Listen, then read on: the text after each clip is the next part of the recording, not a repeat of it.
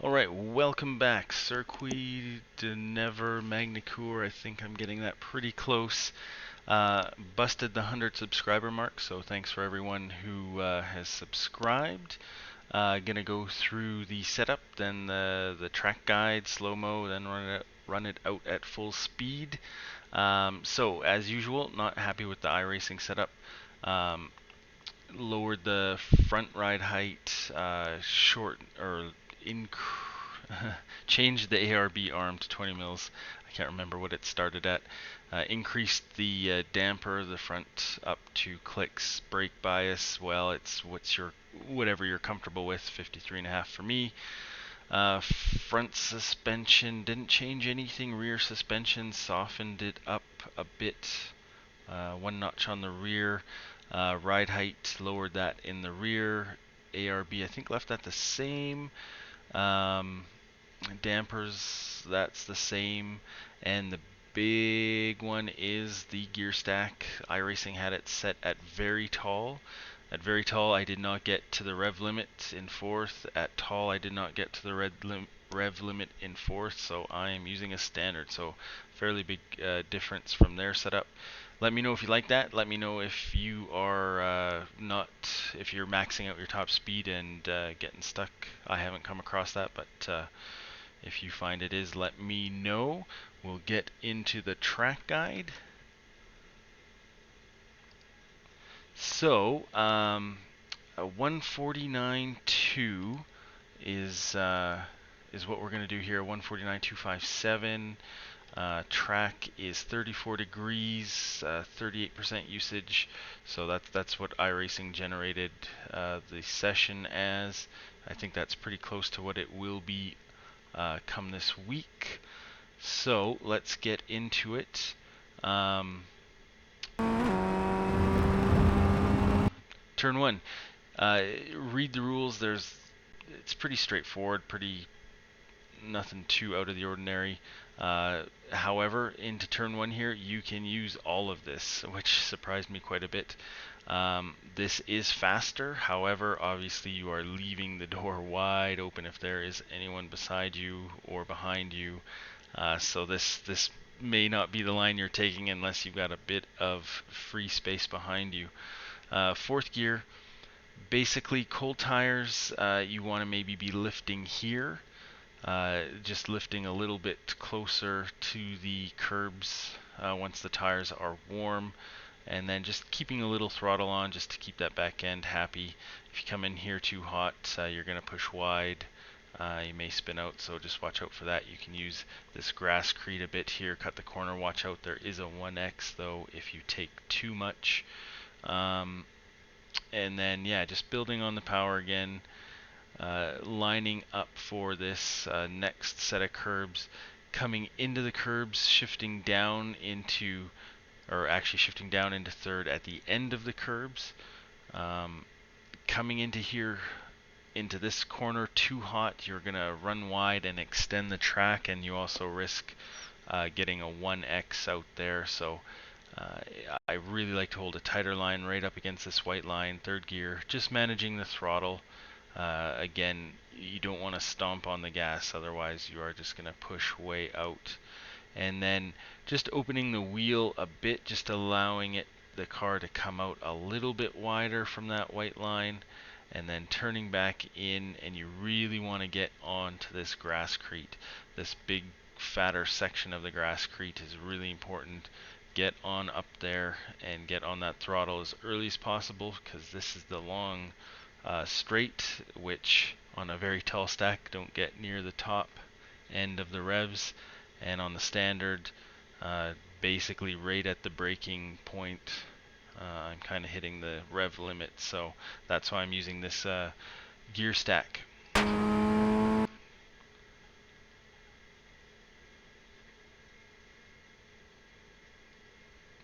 So coming down into the big hairpin, just keep that line tight, shorten the track as much as possible coming up to this point. Then you're looking for the 100 board up here, basically the white line behind me, the 150 marker here, and between that 100 board, so about 125, getting on the brakes. really heavy. This is a big braking zone. Down into first gear. It's really important, do not get on this grass when you're on the brakes that hard. You are going to have a bad day. You can get onto this curb, however, under heavy braking like this. I can't get onto that curb without losing control. If you aim the car into this curb, I suppose that would work, but it's pretty challenging. So I just like to keep it right up tight against this white line. Coming into this hairpin, there's the best way, but then there's a not too bad way. So if you go wide here, you are going to lose time through this corner, but you will pick up most of it down the next straight stretch here. It's not the worst thing in the world. If someone is moving up the inside, you can cut out wide here and cut back in, and you're not really going to lose much time. And if you're drafting, you may actually set yourself up for a pass. But the quickest way is to come in here tight. Now, in order to get the best results from this, you have to get on this curb on the red and white. It's going to help rotate the car, and just you're going to be able to pick up the throttle faster. So run it out wide or get on the curb, but don't be in the middle. The middle kind of sucks. So and then just run the car out here, open up the wheel. You can use all of this track. I am right up against that white line, and I guess that's why I didn't get an X, but you can use most of that exit. So just watch out, there probably is an X out there.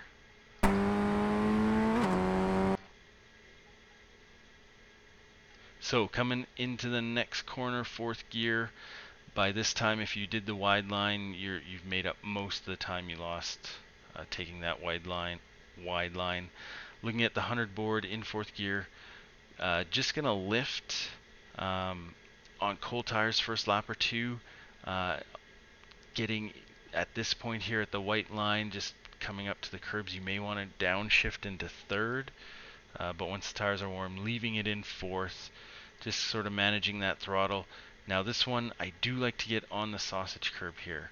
The important part is you can't have much wheel input in here. If this wheel is turned too much, you are going to lose control and spin and all that fun stuff. So be careful with that. And then just sort of managing the throttle. You have to watch out if you get too far over here. It is a slowdown, so don't try and cut that corner too much. And if you're coming in here too hot, out of control, just make sure you're slowing the car down, because this is a tricky corner. It doesn't look very tricky, but the grip is not great through this corner. So in fourth gear, just before the end of the red and white curb here, starting to get on the brakes, shifting down into first. This is a pretty high braking area, and then kind of looking at this separation here of the dotted line. That's really where you want to make sure the car is slowed down. If you're coming in too hot, this corner really does, the grip is lacking here, so watch out. It's easy to spin out, and it is a really late apex. So coming in a little wider and then just tightening up that radius, and yeah, getting a tire on the red and white curb here, picking up the throttle as early as possible, and then just unwinding the wheel. This is a little tricky, how much power and how soon you can get on without running wide into this gravel, because that is not a good thing either. So that just takes a little bit of practice. There's a bump there, that doesn't really do anything.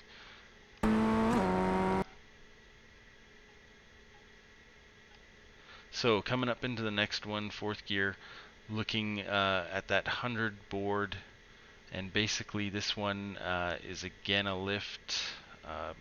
Again, first lap or two, you might want to downshift into third, and then when you are at the just before this white marker here, getting on the brakes just a little bit, just to slow the car down. This is a hill, and your back end is going to get light. If you come in here too hot, you are going to spin. So just slowing the car down a bit, leaving it in fourth, And I don't like to get on the sausage curb here. This one I find disrupts the car too much just because of the hill and the change in camber of this section to there. It's flat, and then the camber is going the opposite direction. So I like just to get on the red and white, picking up the throttle, just managing the throttle, and then once you're up here, just before you get onto these curbs, shifting down into third, cutting this corner as much as possible. This is a really painful slowdown, so you're going to have to practice how much you can actually cut it. I think you can't cut it much more than I did on that without getting the slowdown. And then just picking up the throttle, opening up the wheel, just letting it run out a bit. You don't have to use all of the track out here. I find that just extends it and makes it slower. And then cutting back to the left side here, leaving it in third and looking for the fat red and white curbs where they break down to the thinner ones. That's the braking marker. Getting on the brakes pretty hard down into first gear. Again, you can run this out a little wide, but there isn't much of a straight section here to make the time up, so it is important really to get this one right. And just like before, staying off the sausage curb, but you want to clip the red and white here. And then just picking up the throttle as early as possible, opening up the wheel. There is obviously the curbs out here in the green stuff. If you came in a little hot, but just trying not to extend the track too much.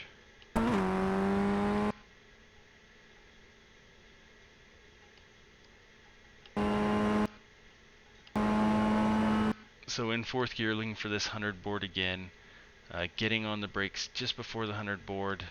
Again, you could come in here a little deeper, take this a little wider, but it's not the fastest way. So bring just before the 100 board, again, hard on the brakes, down into first gear, and just like some of those previous corners, you want to get on the red and white curb here without getting on the sausage curb. Again, it just disrupts the car too much. But you do want to get your tires onto that red and white. Picking up the power as early as possible, and then just unwinding the wheel.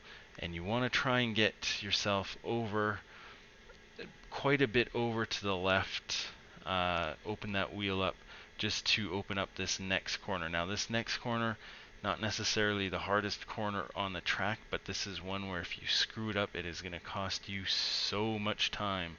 So make sure you get this right, make sure you have this corner down. It really costs you a lot if you screw this up. So it was down into first, and as soon as the revs start to pick up, shifting into second, but not on full throttle. Again, the sausage curb here is really disrupting, I find. So just getting on the red and white, it's pretty disrupting as well. So watch how much steering input you have in there, and then getting onto the red and white here again, pretty disrupting. So watch what your steering input is, otherwise you can spin this out pretty easy. And then just picking it up, stomping on the throttle and making use of this front section here. And that's a 149.2. So good luck out there. This is a fun track. First time I've been on it. Yeah, it looks like it should be some good racing here. A lot of opportunities to battle and to pass. So we will see you next time.